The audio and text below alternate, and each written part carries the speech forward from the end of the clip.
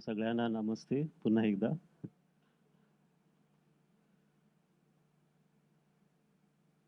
काय बोलू मी माहित नाही मला. आप में से कुछ लोग हिंदी भाषिक हैं, some of you understand English, but फिर भी हम दिल से कनेक्ट करेंगे.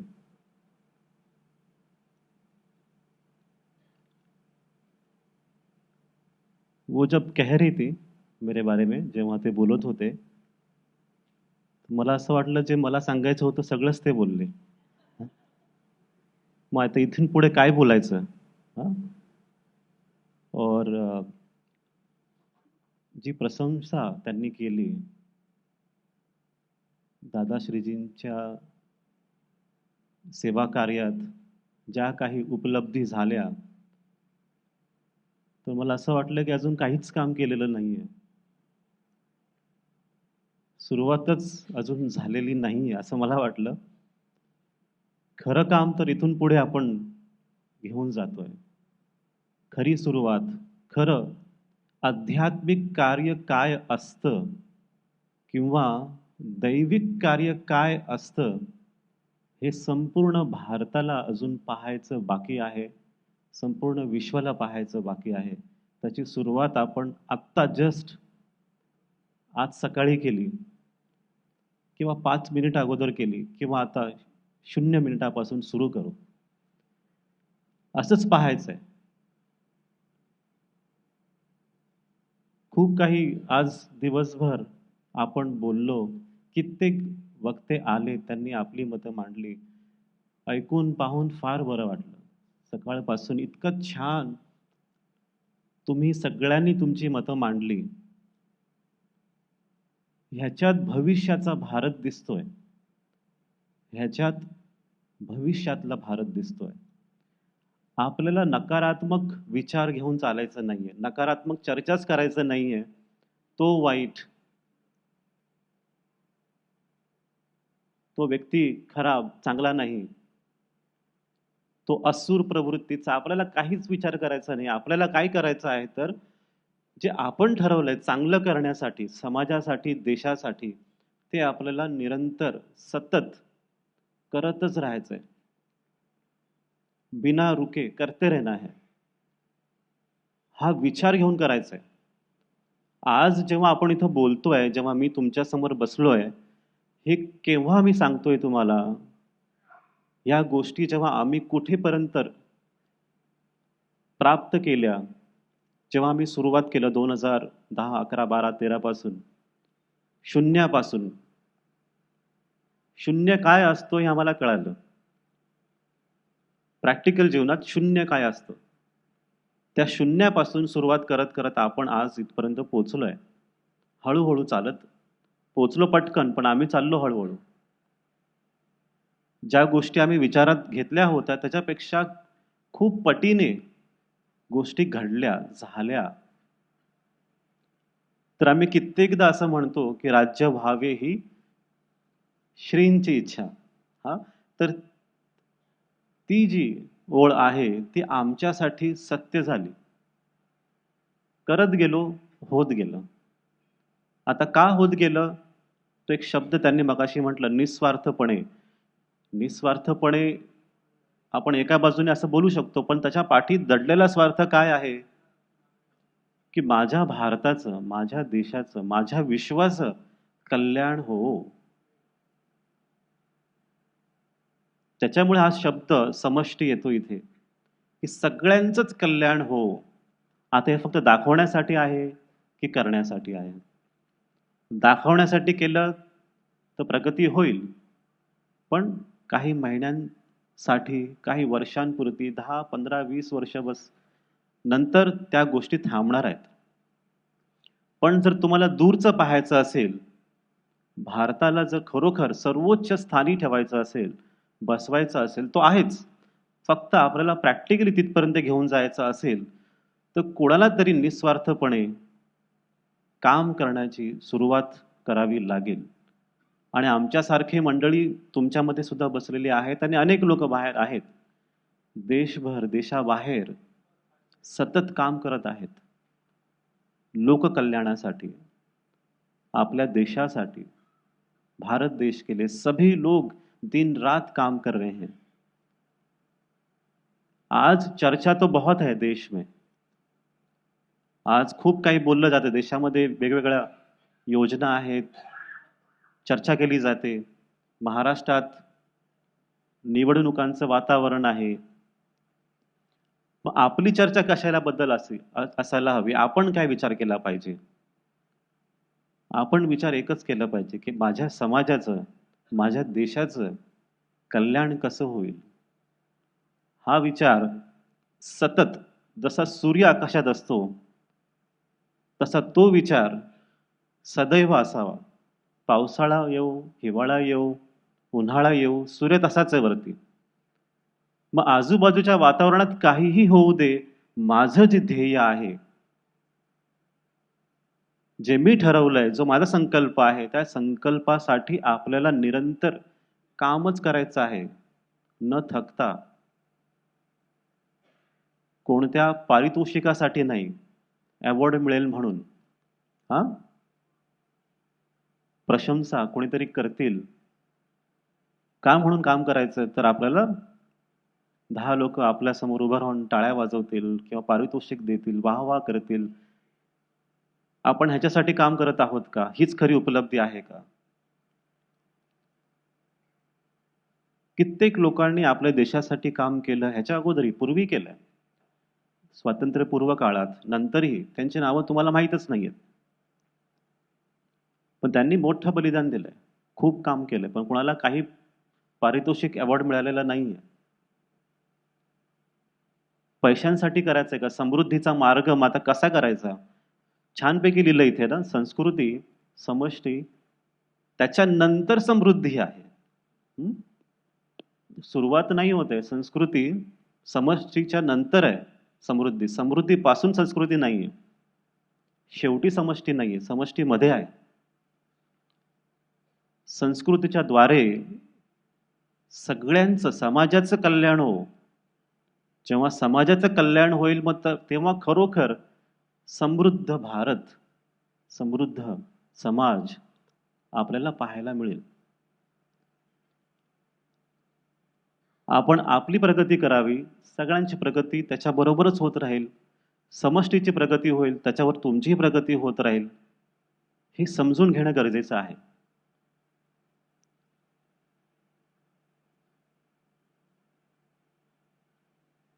आपल्या अगोदर खूप लोक काम करून गेलेत, सगळ्यांना माहिती आहे ना, खूप लोकांनी खूप या देशासाठी निरंतर दिवस रात्र काम केलंय। त्यांच्या बाबतीत आता आपल्याला काय माहित नाहीये। आधुनिक भारत, आधुनिक विश्व आज एकदम वेगळंच दिसतंय। आधुनिक आजच्या काळात काय आहे आपल्याकडे? टेक्नॉलॉजी आहे, तांत्रिक गोष्टी फार आहेत,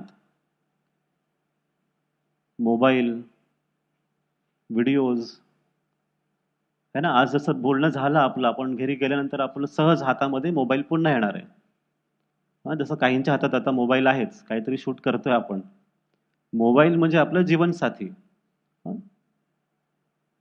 मोबाईल शिवाय जीवन नाही, असं झालेलं आहे आता। ऐकणं कमी आहे, जसं आता मी इथे बसलोय, 100 लोक आपण इथं आहोत, एक बोलतो आणि 100 लोक ऐकतात। पण आता झालं काय? ऐकणं कमी झालंय, बोलणंही कमी झालंय, मोबाईल पाहणं जास्त आहे। OTT प्लॅटफॉर्म हे पाहणं जास्त आहे, त्याच्यामुळे विचार करण्याची शक्ती हळूहळू मंद होत चालली आहे। ऐकून विचार न करणे, आपली मतं व्यवस्थित न मांडणे, पुस्तकं न वाचणे, हे या आधुनिक विश्वासाच एक दुष्परिणाम आपल्याला पाहायला मिळतोय। आणि असाही तुम्ही विचार करू शकता, हे आधुनिक काळ, हे आधुनिक तंत्रज्ञान अगोदर आलं असतं 100 वर्षांपूर्वी, 200 वर्षांपूर्वी, 300 वर्षांपूर्वी, मग काय झालं असतं ह्याच्यामध्ये? ज्ञानेश्वरांना टिपता आलं असतं आपल्याला। ज्ञानेश्वरांची भगवद्गीता आपल्याला रेकॉर्ड करता आली असती फिजिकल शरीर रूपामध्ये. संत तुकाराम आज आपल्याला पाहायला मिळाले असते, बरोबर ना? सगळेच दिसले असते आपल्याला त्याच्यामध्ये. मग आमची काही गरजच नव्हती, है ना? कोणाचीच गरज नव्हती. कारण की सगळे व्हिडिओ ज्ञानेश्वरांनी काय सांगितलं, तुकारामांना मी काय सांगितलं, युट्यूबवर जा. तिसऱ्या माध्यमाची गरजच नाही. त्यांनी जे सांगितलं ते आपण ऐकायचं सरळ. पण त्यांचा प्रभाव जास्त का? कारण की मोबाईल सुविधाच नव्हती. लोक बसायचे, ऐकायचे, श्रवण, समजून घ्यायचे, घरी जायचे, अभ्यास करायचे. आता तेव्हा जेव्हा तुम्ही माझ्यासमोर बसता किंवा अशा प्रोग्राममध्ये येता, तुम्ही अगोदर थकलेले असतात मोबाईल बघून बघून. रोज पाहून पाहून पाहून ऊर्जाच नाहीये.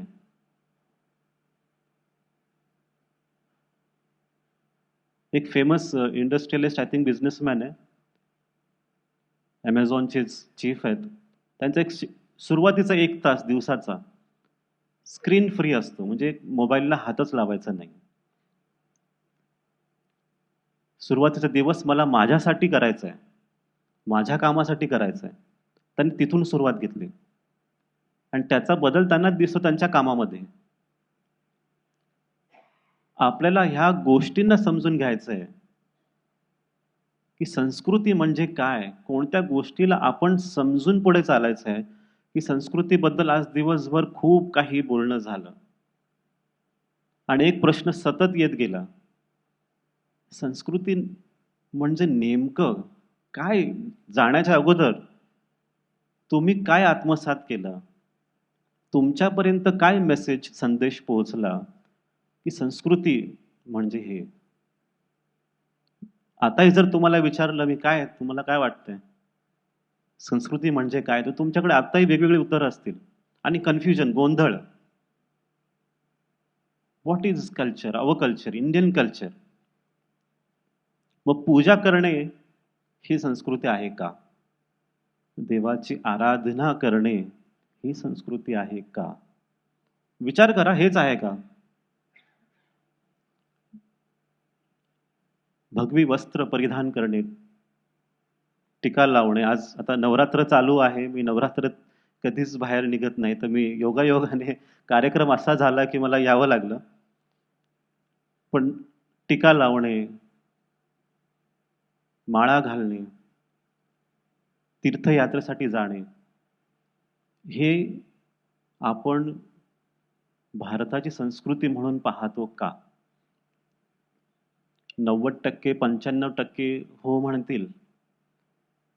मग त्याच्याशिवाय दुसऱ्या गोष्टी आहेत जिथे देवाची पूजा होत नाही,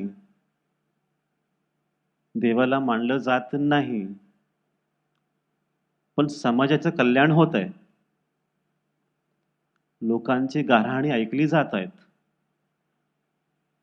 मग आता ते संस्कृतीचा भाग आहे की नाही? दोन्ही बाजूने प्रश्न येतात. मग आपल्याला संस्कृती नेमकं काय समजून घ्यावं लागेल. आम्ही जेव्हा अध्यात्माचं कार्य सुरू केलं, मैत्रीबोध परिवार, आमचे गुरुजी महाअवतार बाबाजी यांच्या आदेशाने जेव्हा काम सुरू झालं, मग अध्यात्म म्हणजे काय तेव्हा पहिला प्रश्न तो समजून घ्यावा लागला. नंतर संस्कृती कळाली आम्हाला. अध्यात्म म्हणजे काय? What is spirituality? की मनात दडलेल्या सत्याचा शोध घेणं. Truth hidden within you. सत्य कुठे आहे? तुमच्या आतमध्ये आहे. तुम्ही मान्य करता की नाही माहित नाही, पण सत्य तुमच्या आतमध्येच कुठेतरी दडलेलं आहे. त्याचा शोध घेत राहणं सदैव, निरंतर. सकाळ, दुपार, रात्र, झोपल्यानंतर, उठल्यानंतर शोध घेत राहणं की माझ्या आतमध्ये काय ते सत्य आहे, मला जाणून घ्यायचंय. नाहीतर जीवनाचा अर्थच नाहीये काही, सत्यच कळालं नाही तर. किंवा ईश्वर, माझ्या आतमध्ये ईश्वर आहे त्याचा शोध घेणं. म्हणजे याचा अर्थ काय? मग आता ईश्वराला कसं प्राप्त करायचं, सत्याचा शोध कसा घ्यावा, how to connect with the truth within. मग ध्यान धारणा, मंत्र जप, हवन, पठण, ह्या सगळ्या गोष्टी आपण करतो, मग ते अध्यात्म होतं का? ह्याच मार्गाने आपल्याला सत्य कळणार आहे का? म्हणजे आता मैत्रीबोध परिवार ही एक आध्यात्मिक संस्था आहे आणि ह्या संस्थेचं काम आहे फक्त मंत्रजप करणे, लोकांना शिकवा. ध्यान कसं करावं? लोकांना शिकवा. देवाची पूजा कशी करावी? लोकांना शिकवा. देवाची आराधना कशी करावी? लोकांना शिकवा. मग ह्याच विचारांमध्ये मैत्रीबोध परिवार किंवा आध्यात्मिक विषय त्या सत्याला बांधून ठेवतो का? त्याला आपण सीमित करतो का? की अध्यात्म असंच असावं, त्याच्या पलीकडे नसावा. जेव्हा हा विषय आला समृद्धीचा, आर्थिक उन्नतीचा, financial prosperity, is it a spiritual topic?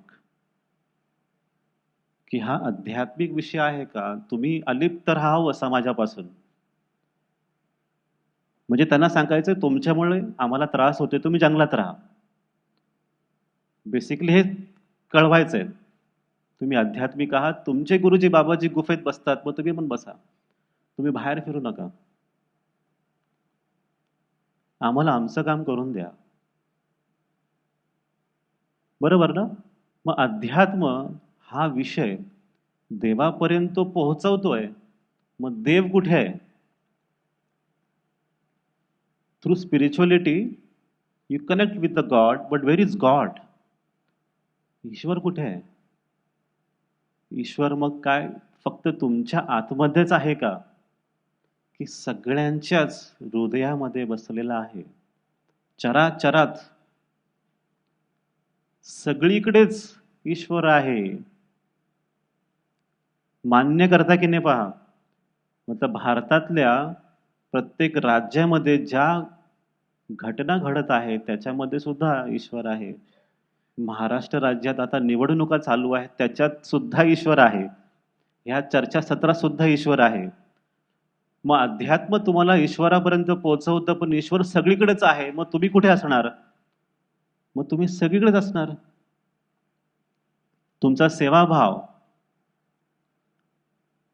जे का रंजले गांजले, आठवतं ना? जे अंडर प्रिव्हिलेज्ड आहेत, गरीब आहेत, त्यांना जो आपलं म्हणतो, ज्यांना तो आपलंसं समजतो, तोची साधू ओळखावा. तिथेच तोच साधू आहे. देव तेथेची जाणावा. तिथेच ईश्वर आहे. ईश्वर कुठे आहे? जिथे सेवाभाव आहे. हे किती स्पष्ट सांगितलंय. स्पष्ट सांगितलंय. जिथे सेवा आहे सगळ्यांसाठी, तिथे ईश्वर आहे.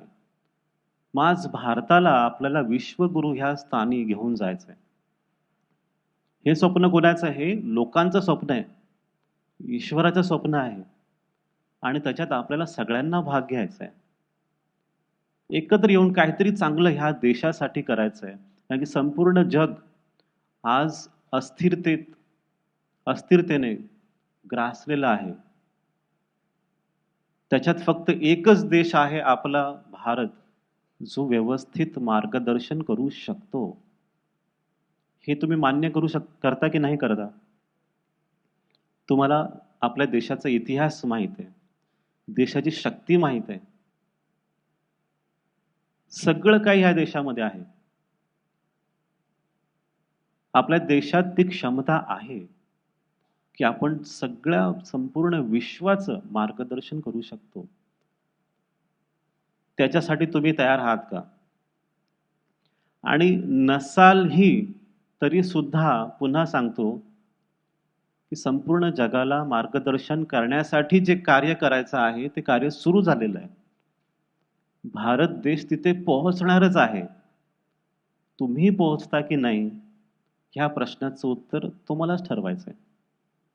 एकतर तुमच्याकडे सकाळी उठल्यापासून रात्रीपर्यंत, फ्रॉम मॉर्निंग टू नाईट, रोज खेळण्यासाठी काहीतरी विषय दिलेला असतो. हो की नाही? सकाळपासून रात्रीपर्यंत एक विषय तुम्हाला ईश्वराने दिलाय. आज तो असा बोलला, ती तशी बोलली. हां, तो ऐकतच नाही, ते ऐकतच नाही. रोज खेळता तुम्ही, रात्री दमता मग झोपता. हं? हे सदैव चालू आहे आणि तुम्हाला कळत नाही की कोणतरी खेळतंय. तुमच्याबरोबर रोज कोणतरी खेळतंय.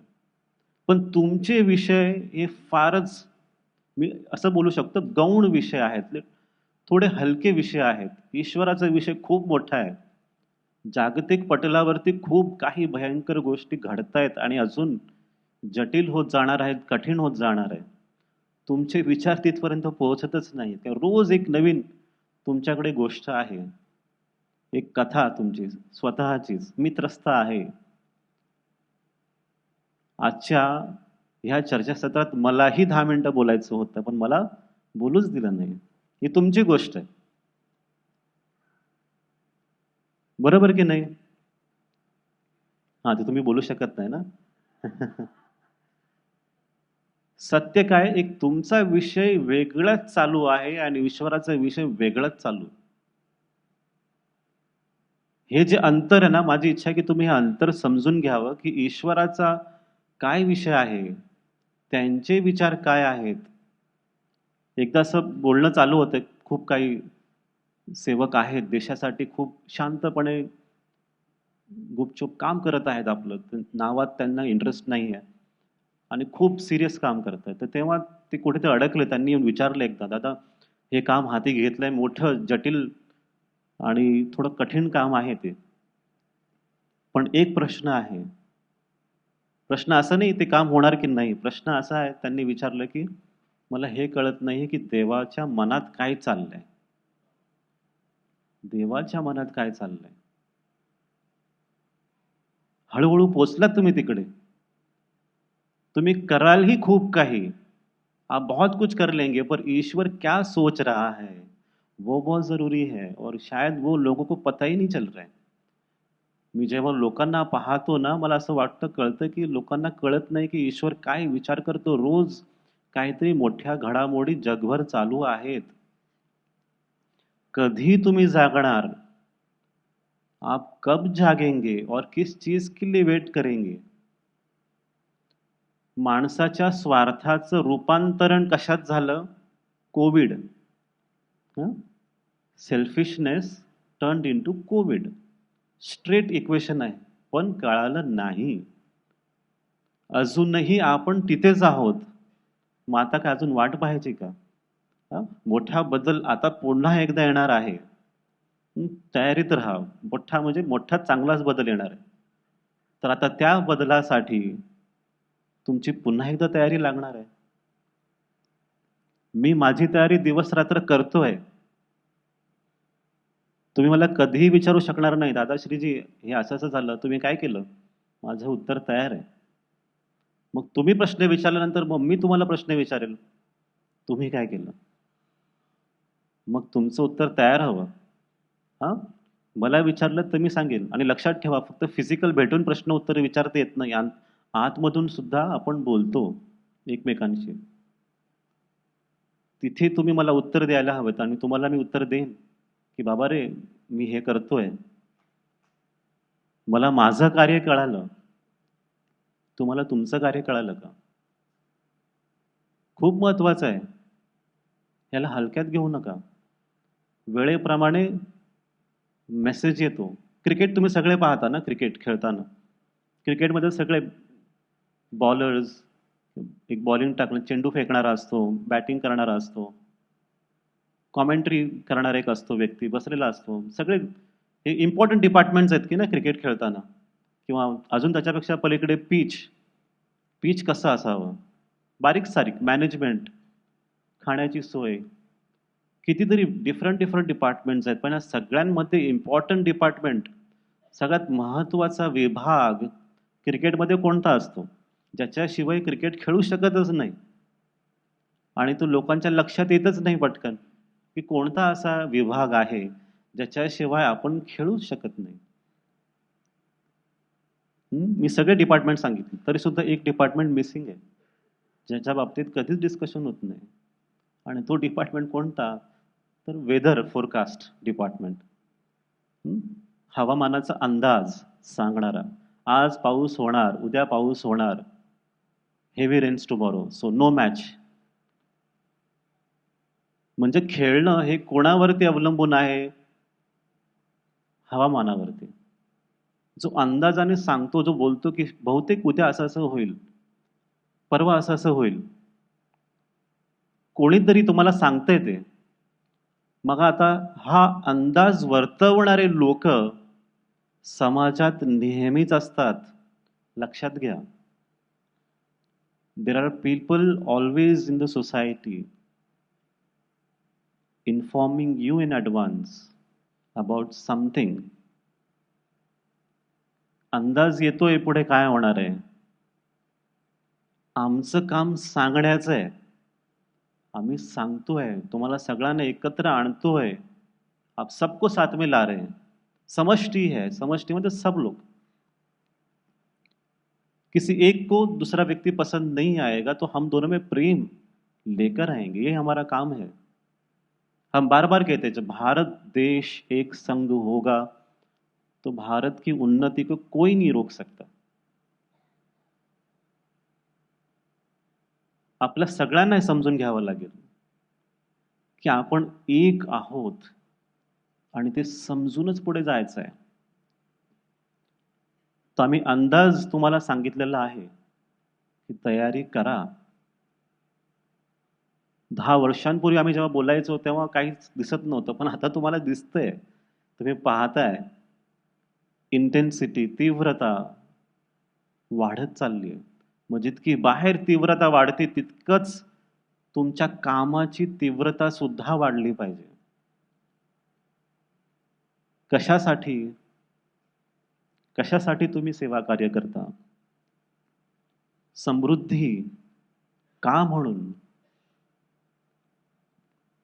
हा विचार तुम्ही सगळ्यांनी करा की आपण जेव्हा इथे एकत्र येऊन काम करतोय ह्याचा मोबदला, ह्याचं फळ ते पाहून आपण काहीच करत नाही की लोक मला आदराने काय म्हणतील, काय देतील. है ना? पद्मविभूषण, भारत रत्न, नोबेल प्राइज ह्यापैकी प्रभू रामचंद्राला काहीच मिळालं नाही. मिळालं का? नाही मिळालं. भगवान श्रीकृष्ण, भगवान गौतम बुद्ध काय मिळालं? Nobel prize. हा,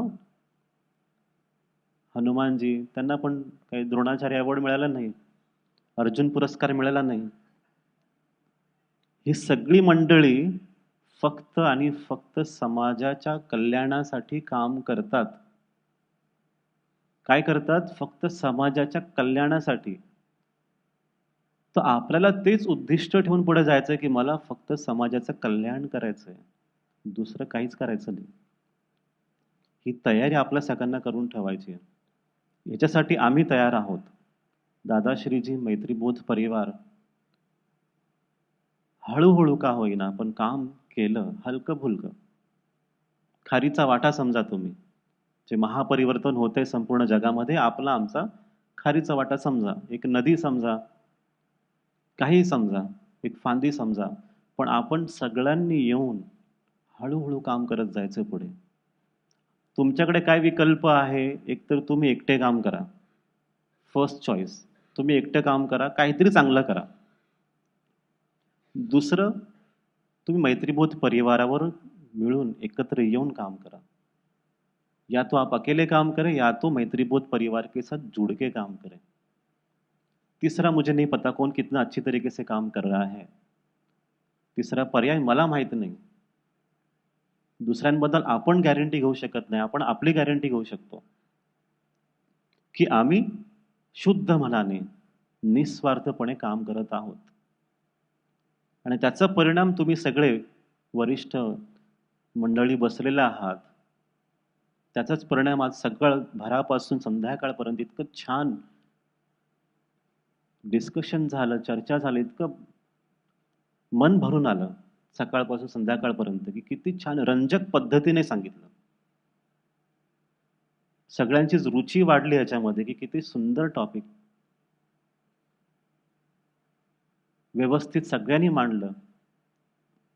संस्कृती, अध्यात्म, ईश्वर, ईश्वराचं स्थान, मूर्ती महत्वाची आहे की नाही, है ना? ईश्वर मूर्तीतच असतो का, की मूर्तीच्या बाहेर सुद्धा असतो?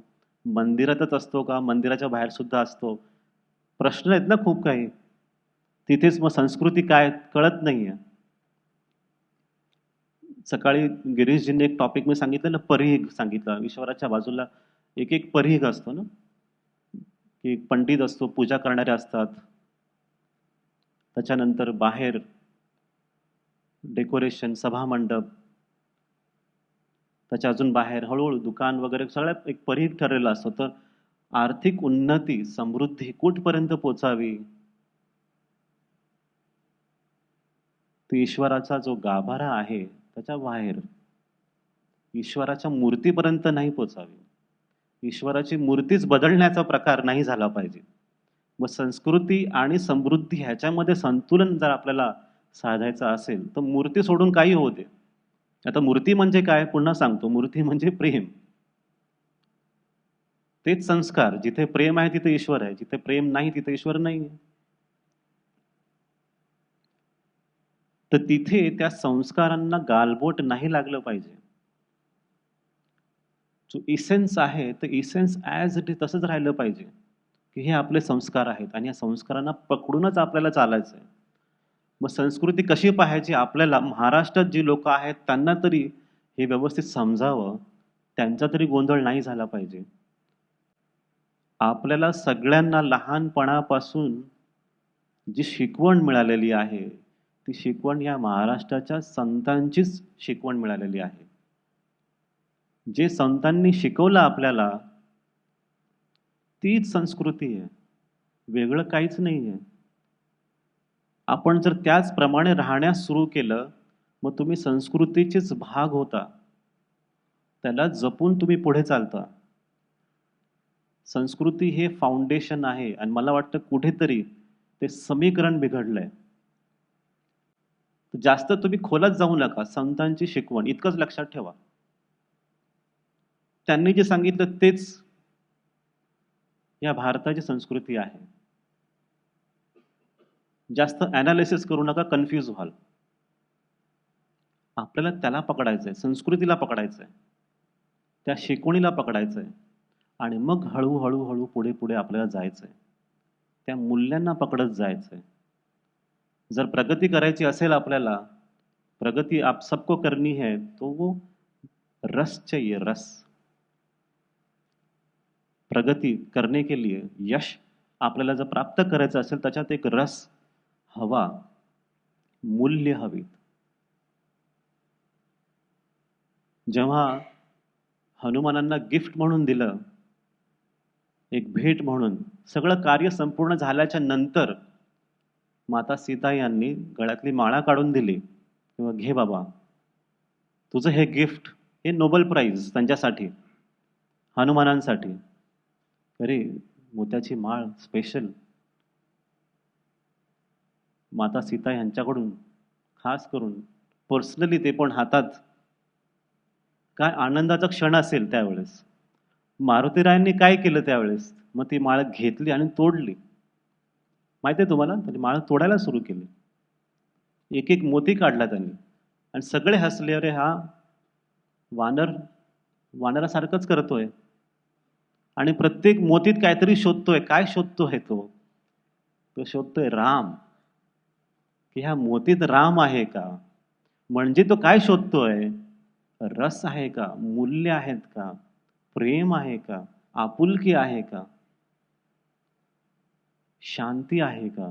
न्याय आहे का? धर्म आहे का? हे शोधणं. मग तुमच्या कामात जेव्हा तुम्ही असता त्या कामात तुम्ही शोधा की ह्या माझ्या कामात तो राम आहे का?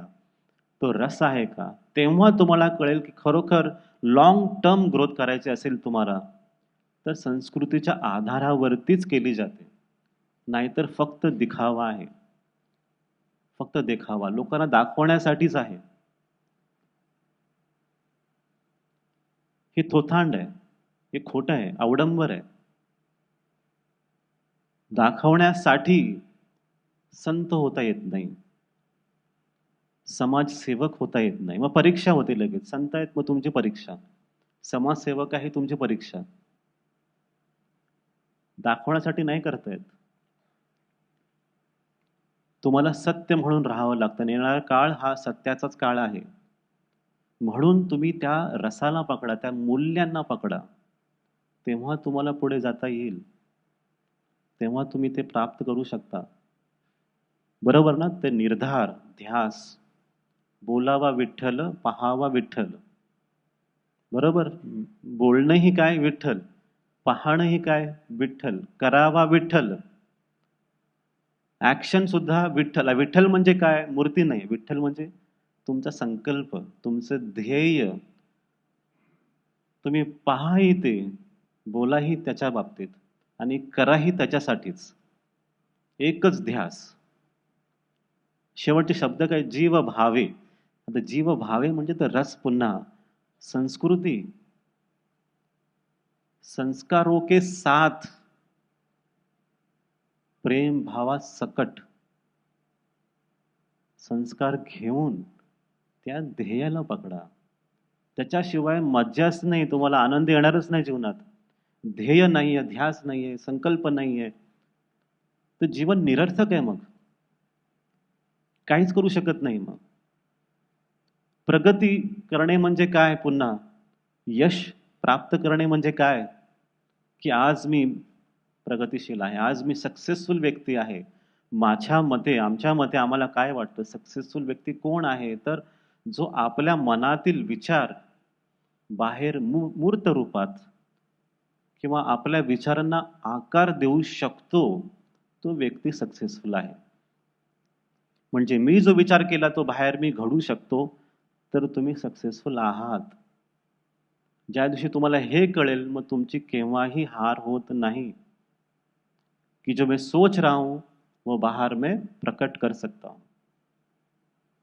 जैसे ये इवेंट है, कुछ साल पहले, कुछ महीनों पहले हम गोपाल जी हम सब बैठ के बात कर रहे थे, तब ये प्रोग्राम नहीं था. विचार, चर्चा, और वो प्रकट हुआ आप सभी के सामने, और वो एक बहुत अच्छी दिशा के साथ लक्ष्य पर केंद्रित करते हुए, बिना विचलित हुए हुए आगे ही चल रहा है, न हलता. लक्ष केंद्रित करत करत की आपल्याला तिथपर्यंत पोचायचं आहे. किसके लिए, कशासाठी? तर माझ्या देशासाठी, माझ्या लोकांसाठी, माझ्या समाजासाठी. जेव्हा हे समजतं तेव्हा आपोआपच समृद्धी येते. समृद्धी आपोआपच पोहोचते. तुम्हाला समृद्धीसाठी कोणाच्या पाठी पडण्याची गरज नाही. आज समृद्धी म्हणजे काय? आराम. जितकं जास्तीत जास्त आराम घेता येईल तितकंच मी जास्त समृद्ध झालो. ही सोपी अंडरस्टँडिंग, एक समज लोकांची आहे की असं असं आहे. हे आधुनिक जग असं आहे. आधुनिक भारतही थोडंफार असं झालेलं आहे. आधुनिक बाजार कसा आहे माहिती आहे ना? धर्म आणि कर्म ह्याचं गणित चुकलेलं बाजार आहे आता. धर्म कळलेलं नाही, कर्म कळलेलं नाही, आणि ज्याला जे वाटतं तो काहीही करतोय, कसंही करतोय. आज दुपारी काहीतरी टॉक चालला होता, मकरंद होते त्याच्यामध्ये, भरत दाभोळकर सर होते. त्या टॉकमध्ये TRP ओरिएंटेड लोक काय पाहतात, चला ते आपण दाखवू. हे गडबडीचं काम आहे. गडबडीचं काम आहे. वाल्मिकी, तुम्हाला सगळ्यांना त्यांची स्टोरी माहिती आहे. त्यांनी हत्या करत करत म्हणजे कसं एक असुर किंवा हिंसक व्यक्ती परिवर्तित होतो प्रेमळ दैविक व्यक्तीमध्ये. तिथे एक प्रश्न येतो ना की मी जी कर्म करत आहेत, मी जे कर्म करतोय, वाईट कर्म करतोय कारण की हे आता चलित आहे, हे लोकांना आवडतंय म्हणून मी हे काम करतोय. मग बायकांना, मुलांना विचारलं की माझ्या कामामुळे जे वाईट कर्म येतात तुम्ही घ्याल का? तर ते नाही म्हणतात. नाही, तुमची ती कर्म आम्ही घेणार नाही. मग तुम्हाला हा प्रश्न पुन्हा आहे, जगात चालतं म्हणून करायचंय का? हा, ते वाईट आहे, मग वेळ येणारच आहे. कर्मांचा हिशोब तर असतोच. तुम्हाला असं वाटतंय का कर्माचा हिशोब तुमच्या तुमचं एकट्याचं फक्त अकाउंट वेगळं आहे? हा, असं वाटतं? विचार करा की तुम्ही जर TRP ओरिएंटेड काम करू शकता, तुम्हाला स्वतंत्रता आहे, पण त्या स्वतंत्रता बरोबरच कर्माचं एक तुम्हाला परतफेडही मिळणार आहे. मग त्या दिवसासाठी उभं राहावं लागतं, की बाबा मी काय करू आता मग? माझ्या संस्कारांना पकडून चालू आणि पुस्तकातून मिळत नाही, हे आतमधूनच येतं. पुस्तकांमध्ये तात्पुरतं ज्ञान तुम्हाला मिळतं फक्त. पण नेमकं करायचं काय ह्या आतमधून आतलाच आवाज येतो. तेव्हाच समजतं. त्याशिवाय समजत नाही. पूर्वीच्या काळी जेव्हा मुंबईत मी ट्रॅव्हल करायचो ट्रेनने आणि आध्यात्मिक जागृती झाली होती, पण माझं काम चालू होतं. तर ट्रेनमध्ये सगळ्यांना माहिती आहे Mumbai local famous for crowd, गर्दी. आता ह्या गर्दीमध्ये उभं राहणं, मी उभा राहतो, बसायचो कधी. तर अचानक बसलो होतो, तर आवाज आला. आवाज आला म्हणजे आध्यात्मिक आवाज. आवाज आला, सांगितलं की तू उभा राहा आणि ह्या व्यक्तीला बसू दे इथे. तर म्हणलं ठीक आहे. मग उठलो आणि त्या व्यक्तीला बसू दिला मी तिथे. तर का म्हणून? त्याचं कारण असं त्यांनी सांगितलं की हे 3 सीटांची जागा आहे आणि चौथा माणूस कसतरी जागा बनवून बसतो तिथे कसा तरी. आणि चौथा माणूस उठल्यानंतर कधी-कधी तिसरा व्यक्ती जागा ऑक्युपाय करतो, चौथ्याला बसू देत नाही. मग तू काय कर, मग आता ही जी पद्धत आहे, ही बदल, की तू स्वतः उभा राहा. लोकांना बसू दे. मग जो बसेल त्याला कळेल, की पुढच्या वेळेस मला तसं उभं राहायचंय.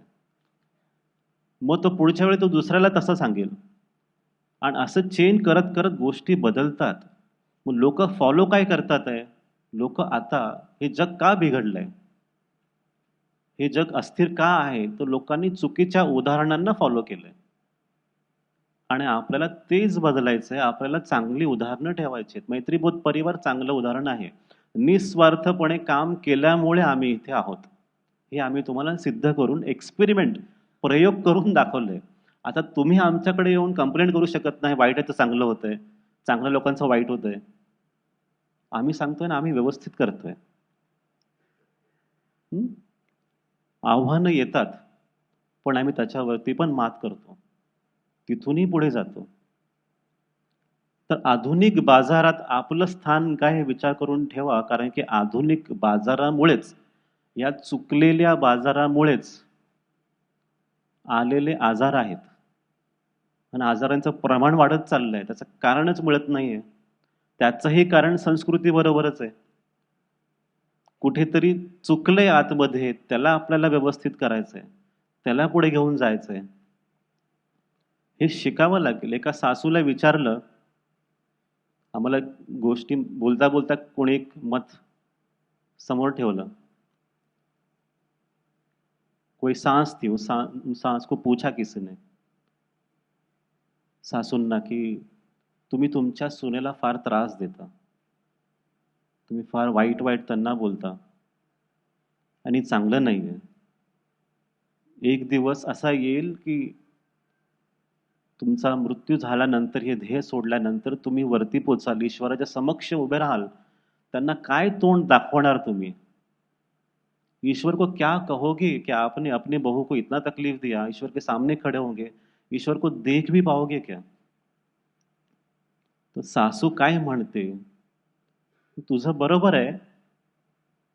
पण मी या घरासाठी खूप काही केलं. ईश्वर तेही पाहेल. सगळ्यांसाठी जेवण बनवलं मी. सगळ्यांची काळजी घेतली. सगळं चांगलं केलं. हां, पण त्रास सुनेला होईल कारण की तिला तोंड दाखवायचंय. ईश्वर तिला बोलेल. सासूला वाटते की ईश्वर सुनेला सुनवेल. मी तर क्लिअर आहे. माझ्या मनात कुणासाठी वाईट नाहीये. मग सुनेला प्रश्न विचारला, "तू सासूला का असं बोलतेस?" बहू को पूछा गया, "क्यों आप अपने सास को इतना भला-बुरा कहते हो? ईश्वर के सामने आपको एक दिन जाना होगा." तर सून काय बोलते? "माझं मन साफ आहे. मी पवित्र आहे. मी शुद्ध आहे. सासूचा त्रास आहे. तिला प्रॉब्लेम आहे. त्यांना फेस करायचं ईश्वराला. ईश्वर उनको ही बोलेगा. ईश्वर त्यांनाच बोलतील." आता हा मुद्दा का? कारण की आपण स्वतःला चेकच नाही करत. आपल्यासाठी आपण व्यवस्थित, मी स्पष्ट आहे, मी क्लिअर आहे. पण ती जे आहे तिथे प्रॉब्लेम आहे. मग प्रगती करत असताना काय करायचंय? आत्मपरीक्षण. खुद को देखो, स्वतःला पहा, की बाबा मी व्यवस्थित चाललोय का? मी करतोय का? आत्मपरीक्षण बहुत ज़रूरी है, कि कहाँ मेरे से कुछ चीज़ें छूट गई। क्या मुझे ऐसा लगता है, की मैं ही सही हूँ? मला असं वाटतं का, की मीच बरोबर आहे? माझंच खरं होतं, माझंच खरं आहे, हे असं वाटतं का स्वतःला? जर वाटत असेल, मग काहीतरी गडबड होतंय. कारण की ईश्वरालाही कधी-कधी वाटतं, "अरे, मी चुकलो ही पृथ्वी बनून." हां? तोही विचार करो, "अरे, ये तो गलती गलती से ये किसको बना दिया? हम तो दैविक लोगों को बना रहे थे, तो मनुष्य कुछ अलग ही हो गया." तो ईश्वर की वो मिस्टेक है, डेफिनेटली मैं मानता हूँ उस चीज़ को. इंसान को बना के हां, मनुष्याला बनवून खूप मोठी घोडचूक झाली. हां, पण आता आपण ती व्यवस्थित करायचं ही आपली आपली सगळ्यांची जबाबदारी आहे. ठीक है ना, आप सब उसमें साथ में हैं. हुँ? हम ईश्वर को मदद करेंगे उनकी गलती को ठीक करने के लिए. है ना? It was a big blunder. अब आप परफेक्ट हो सकते हैं. है ना? आप परफेक्ट हो सकते हैं. ईश्वर खुद बोलता है मैं परफेक्ट नहीं हूँ. मनुष्य कहता है कि मैं परफेक्ट हूँ, मैं ज्ञानी हूँ.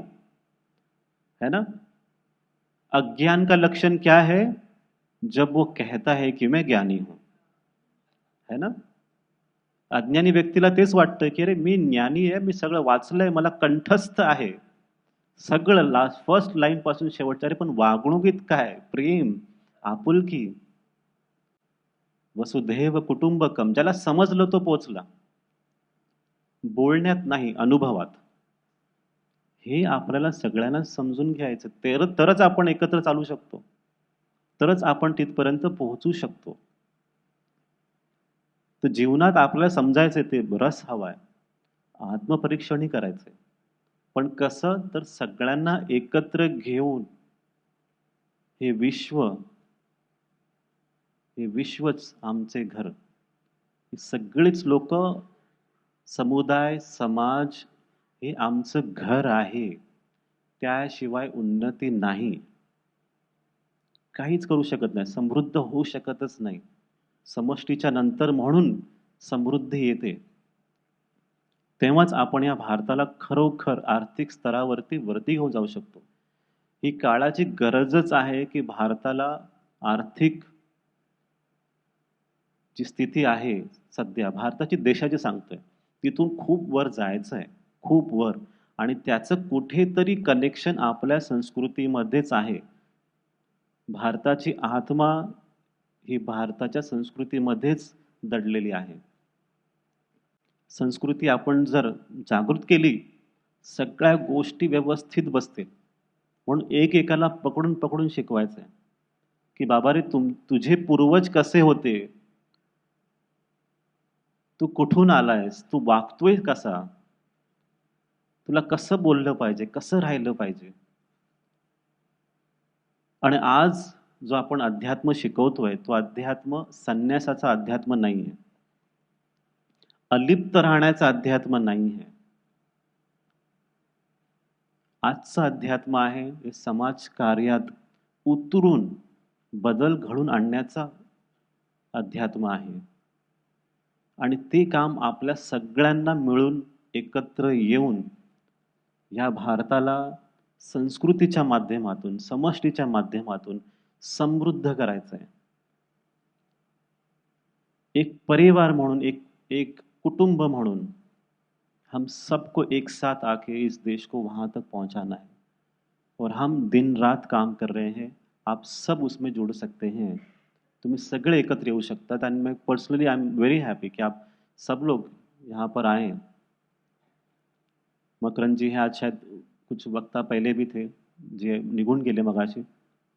गजानन सर आहेत, त्यांच्याशी आमचं वैयक्तिक जास्तच उतरून काम करतोय आपण.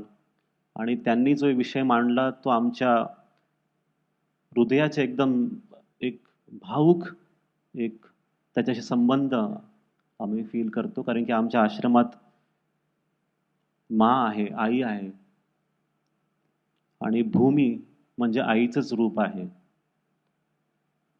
भूमी सुपोषण म्हणून त्यांची जी कल्पना आहे, जो कॉन्सेप्ट आहे, जो त्यांनी रिसर्च केला आम्हाला प्रेझेंट केलं. आम्हाला इतकं आवडलं ते काम, इतकं आवडलं, की हे समजून घ्या खूप महत्वाचं आहे, की भूमी सुपोषणाची गरज आता का आली, का लागली? त्यांनी तर तुम्हाला सांगितलंच असेल, पण आधुनिक जे ज्ञान आपल्यापर्यंत पोहोचलं ते काय शिकवतं आपल्याला? आधुनिक ज्ञान आपल्याला शोषण करायला शिकवतो, एक्सप्लॉइट करायला शिकवतो आणि भारतीय संस्कृती, भारतीय ज्ञान आपल्याला पोषण करायला शिकवतो, नर्चर करायला शिकवतो. मग शोषणापासून पोषणापर्यंतची ही यात्रा आहे, जी आपल्याला सगळ्यांना मिळून करायची आहे. नाही, तुम्ही टाळ्या वाजवू शकता, असं काय नाही.